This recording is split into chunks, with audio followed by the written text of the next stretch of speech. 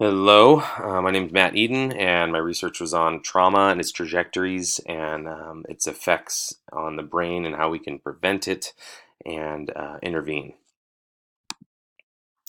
First, we got to talk about the definition. Definition of trauma tends to include, in the research that I found, it was all pretty overlapping, experiencing or witnessing child abuse, child neglect, household challenges such as death or serious illness of a loved one, substance abuse in the home, also natural disasters such as like fires or floods or car accidents, any kind of accidents also were included in there.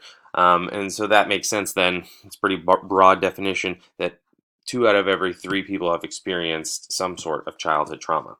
However, if you have experienced 6 or more, you're at a higher risk for negative outcomes. What are those outcomes?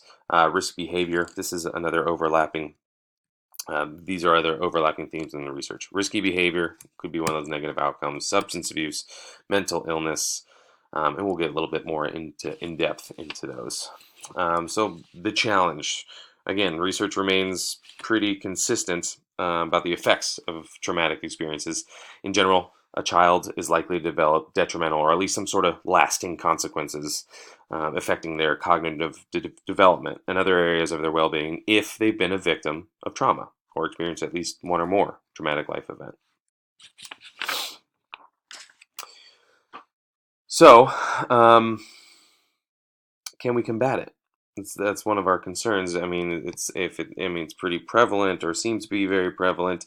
Um, a consequent concern then becomes the pursuit to identify practical ways educators may be able to combat it and combat these type of experiences, as well as the even more lofty goal of seeking to prevent or reduce the likelihood of traumatic events occurring altogether. Is that attainable? Is that something we can do?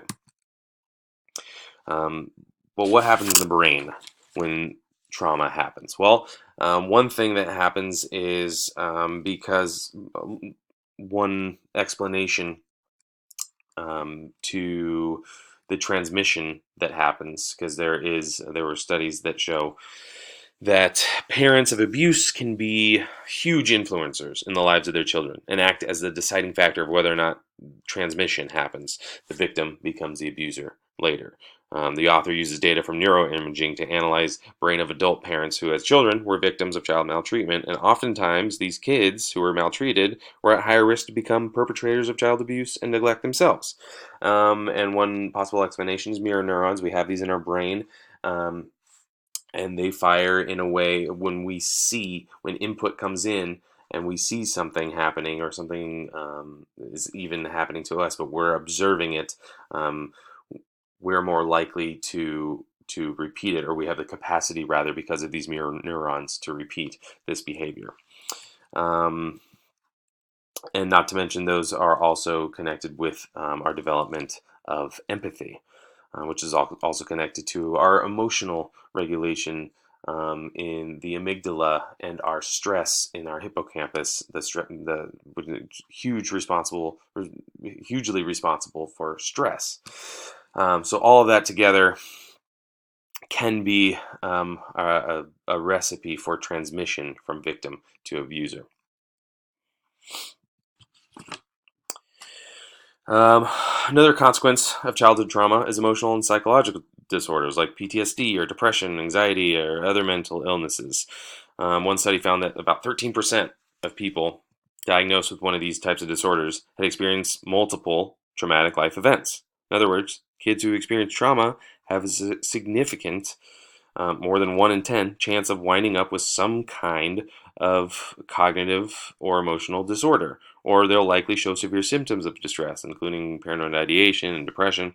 Again, the amygdala and the hippocampus are responsible for emotion and stress. When these are disrupted via trauma, it makes sense that the trajectory later will have a more difficult time. Your brain will have a more difficult time of developing appropriately. In these areas because they're affected with this trauma, right? Similarly, children who have suffered trauma in the form of abuse tend to exhibit behavior that's more aggressive, destructive, impulsive, overall antisocial than those who have not experienced abuse. And this also makes sense because trauma also affects the prefrontal cortex, which is responsible for executive functioning and impulse control. Matter of fact, these three areas, amygdala, hippocampus, and prefrontal cortex, are the three most vulnerable and affected areas of traumatic events. So it makes sense that these things would be likely trajectories or outcomes for kids who have experienced significant or multiple traumatic events. The initiative, okay, so now what? Well, we can assess. There are assessments. There's a plethora of them. One example is the ACEs scale, which is commonly used as a comprehensive tool to inventory the actual number of adverse childhood experiences that somebody's encountered. And these are available to the public. They can be administered by professionals, even though they're available to the public. But all of these tests can only be administered by medical professionals with appropriate credentials. But we each at each of our school sites more than likely have some sort of referral system to make something like this happen. Sometimes it's more extensive than others, but and it's a tricky subject, but they are out there. These assessments are out there. PTSD checklist is another one. Trauma outcome process assessment is another one. They're everywhere.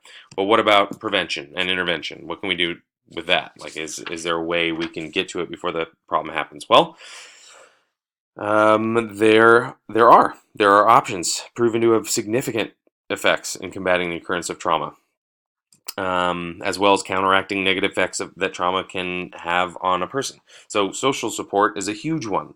Like that social support of family and friends and mentors and school personnel and just big social support, community support. It's one of the biggest contributors to how children fare after a traumatic event.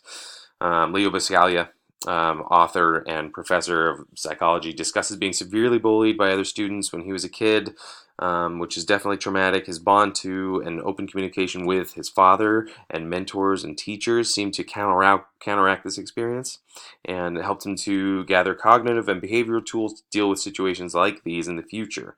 So it's something that can work. It's something that does work. We just have to be the champions as educators of social support, of bonding our kids with each other, with school personnel, with their own families. Yeah, I know it sounds silly, but that's something that we can do, is involve families more. And we'll talk about that a little bit later. CPP, child parent psychotherapy, is another one. A study found that and it makes sense again, that kids who were involved in therapy with their parents fared better, and this is again kids with trauma, fared better than kids who were just in therapy without their parents. So involving the parents like skyrockets the positive benefits and results. And then mindfulness techniques. These are huge in schools right now, and for a good reason. Mindfulness and emotional regulation techniques have been proven to have an impact on trauma survivors. And one group of adult survivors, for example, of childhood sexual abuse were participants in this 8-week mindfulness meditation stress reduction course. And the course was meant to help reduce depressive symptoms and anxiety, but after 8 weeks, the symptoms were reduced by 65% of people who went to this course. So mindfulness, and that's huge. It helps with PTSD, helps with any kind of trauma, and there's a ton of things. Emotional freedom techniques is another one. Same thing, same kind of results yielded. So there are things out there to be used as intervention and prevention. These can help. They are also showed to prevent the likelihood of trauma happening, because a lot of them have to do with people coming together and with teaching parents how to talk to their kids and how to set boundaries. So how can we as educators do something immediately right now? Let's get even more practical here in the classroom. So we can take active roles in the families of our students in order to better assess and support the parents' roles in the lives of our students. And the parents' roles is what's one of the biggest predictors of outcomes of victims of trauma. It seems to be parental intervention and parental scaffoldings, getting the parents involved. Sometimes that's hard, but that is one of the biggest predictors of overcoming the risk factors of trauma is connecting with families and having families connect with each other. Of course, integrate mindfulness and SEL strategies and techniques, connecting kids with each other, connecting with their families, connecting with them with you, with their school site. Um, of course, if you want to do any kind of the assessments, you need to consult professionals via your sanctioned referral system. So if you don't know how that works at your site, educate yourself, figure out how you do that. And then finally, take an emotional inventory of your students. Figure out where they are every day. There's tons of things on Pinterest, and I mean, you can Google it, all kinds of things to see where your kids are every day. And you can make them anonymous or not. Get to know your children, your students personally. Um, of course, in a professional way, but there again, like I said, there's plenty of resources out there that can help you take this emotional inventory of your kids on a daily basis. So one anecdote, even though there's such a prevalence of childhood trauma, only a few people like to really share their accounts and experiences for the purpose of healing and research. In one autobiography, a lady named Sandy Cicero, she tells her story, offering a perfect antidote of trauma and its implications for this research. She and her siblings all experienced violence and abuse growing up, manifesting many of the negative consequences associated with individuals who've experienced trauma and gone untreated. Her parents neglected and abused her and her siblings, and one of her brothers ended up behaving similarly when he became an adult, confirming the reality of the transmission of abuse discussed earlier.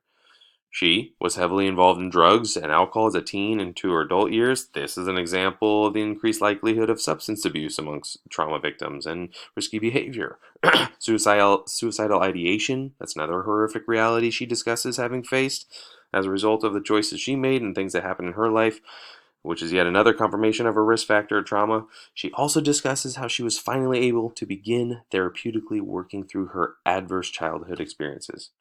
It wasn't until she joined a solid social support system.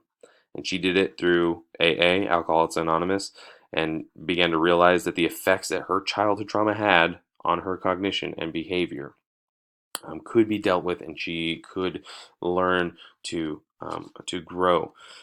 And it shows the power that research-based intervention has on trauma survivors. This social factor was one of the hugest parts. If a teacher, if a parent, if a loving community could have intervened earlier and offered a more stable and secure environment for her, she may have avoided becoming a data point in a slew of the risk factors associated with trauma. So, it's the mission then of us, of educators, and all who have significant interactions with kids, to be observant and involved in the lives of kids and the students that they influence.